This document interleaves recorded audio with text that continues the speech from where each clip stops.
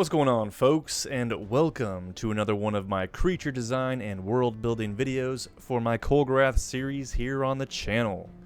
I got a couple little monsties loaded up in the chamber for you today, both of which inhabit a similar region here over on the world map that we'll pull up real quick like. We're going to be venturing on over to the Valley of the Beast. Now, for those of you who are just now finding my channel, this area is a hot spot for large and powerful megafauna. And if you've picked up a copy of my bestiary book from Amazon, you already know of a few creatures that make their homes here.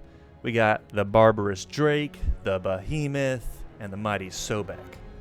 So to start off, this creature you see me sketching up in the time lapse is known as the Gorogon. Basically, I wanted to design an ape-like monster with some dragon or dinosaur-like traits incorporated into it. And if you're like me and you've spent your whole life loving things like kaiju and paleontology, cryptozoology, or Monster Hunter or this and that, Pokemon, whatever, things of that sort, then this dude might be right up your alley. I wanted to make my own sort of King Kong type monster for this region, since I'm taking some inspiration from things like Skull Island as I flesh out the landscape and its inhabitants. The whole Apes versus Dinosaurs rivalry has always been a favorite of mine, and so I wanted to design a big ol' monkey who's perfectly built to take on the powerful Saurian and Draconic species of the valley. And to handle this tall task, obviously you gotta have some thick plated armor to help defend against the slashing claws and fangs and help repel whatever powerful elemental abilities their foes might possess. The Gorogons are pretty much immune to magic in general. It's one of their many traits that they have developed, but they themselves aren't capable of harnessing any sort of elemental magics to dish out in return. That's how a lot of species in my world are. You got some who are blessed with the elemental powers, and then you got creatures like this who have evolved and adapted naturally to combat against it and hold their own. Boss? Aren't you forgetting something? Oh yeah, that's right. Thanks for the reminder, Boris. I appreciate it, brother. Anytime, boss. Anytime. Hold your horses for just 1 minute, folks, because we got to talk about the wonderful sponsor of today's video. Into the AM makes awesome artist design apparel. We're talking hoodies, tees, joggers, hats, the kind of stuff that looks like you actually put some thought into your outfit. As someone who's loved drawing ever since I was just a wee little chitlin, I really appreciate that every piece feels like it has a thoughtful design behind it, and not just some, basic logo slapped onto a tee. As you can see right now, I'm actually rocking one of their tees and their hat, of course. And I must say they are rather comfy, and this t-shirt in particular fits pretty darn well, if I do say so myself. Ain't that right, Peach? They've got a ton of unique styles to choose from.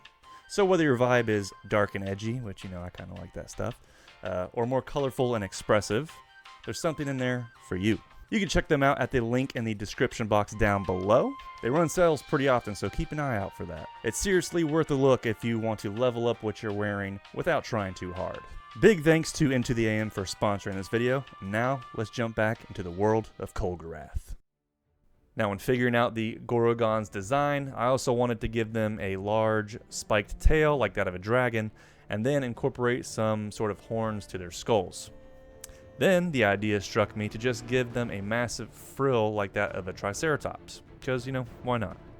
To get into a little bit of their ecology, they live in the isolated jungled mountains overlooking the valley in small family units just like gorillas would. Due to the high levels of danger in this region, there are very few folks who have even encountered these beasts, leaving them shrouded in mystery. And since there haven't really been many researchers who have had the chance to really observe and study the species, it really isn't even known for sure if they are simians or if they are some sort of uniquely bizarre dragon. What is known is that they are omnivorous creatures, primarily feasting on the lush fruits and vegetation of the jungles. They don't actively seek out catching prey, but really just resort to eating meat when it's the carcass of a foe who was trying to prey upon them, signaling to all the other megafauna in their territory that they are the apex species.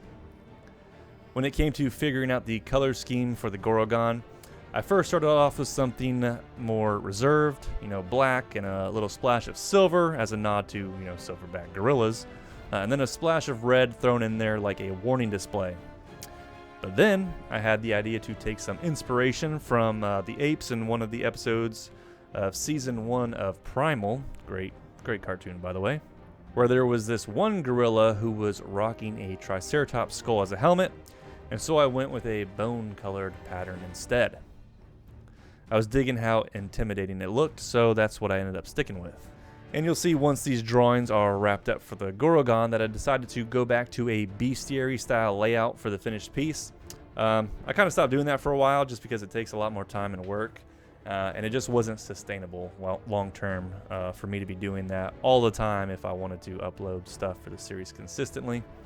I've just got so much more work and things to do for building Kulgurath here that I've just been trying to crank out as many rough concepts for either creatures or characters so I can get them somewhat established and make them exist first, and then I can go back later and tighten things up and fully flesh them out some more, right? It's a whole long ass process trying to build an entire world. Who would have thunk it? Crazy, right? But anywho, here's the final piece for the mighty Gorogon. In case you're wondering, the name is just a combination of gorilla and dragon. Sometimes I do that little Pokemon style naming structure with my creatures here. But yeah, let me know what y'all think about this Draconic monkey in the comments below. And with this one completed, let's take a gander at the next critter of today's video. Alrighty, so this dinosaur is one I've been planning for a while now.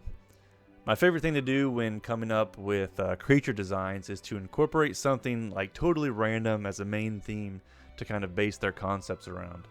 Oftentimes something like an inanimate object, and more specifically in relation to this animal, I wanted to base its design around a musical instrument. I chose a Parasaurolophus as the base, since I figured its crest could definitely be manipulated into some sort of wind-based instrument like an ocarina.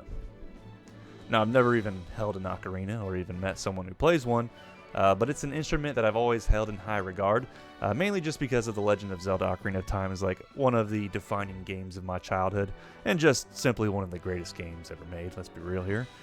So the instrument just has this sort of like magical aura to me, So I chose to start this whole polymerization concept process with the Parasaurolophus and ocarina, as you can see here. It was pretty simple, with just the crest being the instrument, and then having this air sac membrane run along its spine, which stores the wind to produce the music from the crest. And then I tried doing some stripes and patterns that look a little bit like musical notes, and this was a solid first attempt to get the juices flowing, but I really wanted to push this creature further and really up the ante with the instrument theme. So I decided to call upon the great people of Scotland to lend me their signature instrument, the bagpipe. I felt like this would be the perfect choice since there are a lot more components to its design rather than the simplified design of the ocarina. The inflatable bag would work perfectly with the idea of this creature having these membranes that can store air, causing them to expand into this rotund shape, and the drones of the bagpipe could be used aesthetically in a similar fashion to a spiny hide like that of a Kentrosaurus or some other spiked dinosaur.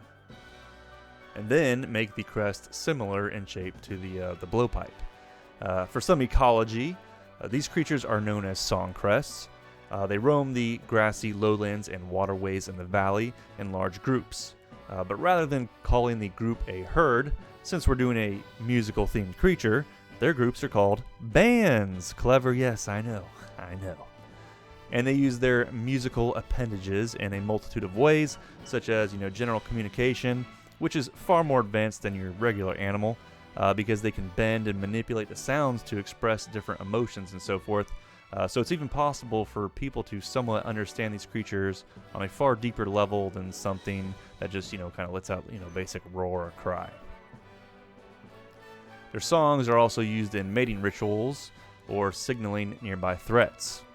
Also, during certain times, such as dawn, when the warm sun rises over the mountain peaks and shines down into the valley below, They'll all join together to release melodies in unison like a harmonious symphony.